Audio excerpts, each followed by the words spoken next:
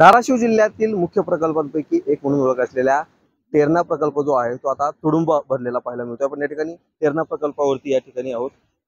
येथे जर पाहिलं तर उन्हाळ्यामध्ये अक्षरशः या धरणानं तळ घातलेला पाहायला मिळाला होता।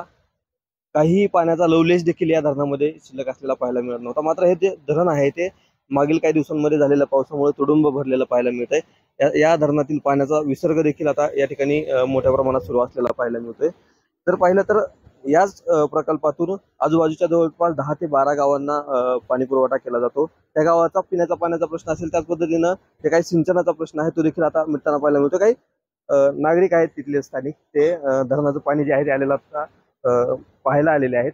आपण त्यांच्याकडून जाणून घेणार आहोत त्यांची भावना काय। धरण भरलेलं आहे, कोरडं ठाक धरण पडलेलं कुठेतरी पाहायला मिळतं, तर कसा आनंद वाटतो का? खूप आनंद वाटतो का पाण्याचा प्रश्न वगैरे सगळ्याचा मिटेल इथे लहानचा शेतीचं अवलंबून भरपूर त्याच्यामुळे लोक खूप आनंदी आहे त्याच्यावर सध्या। तुम्हाला पण पाणी येतं का तुमच्या गावाला इथलं?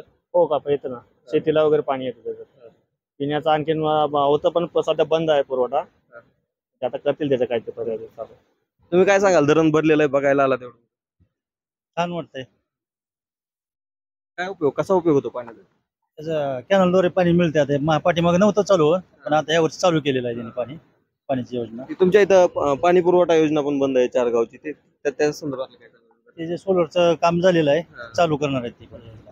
नक्कीच या ठिकाणी जर पाहिलं तर हे जे काही सगळं पाणी आलेलं आहे त्याचा फायदा देखील आता स्थानिकांना होईल असं वाटतंय। ओंकार कुलकर्णी, लोकशाही मराठी, तेर, धाराशिव।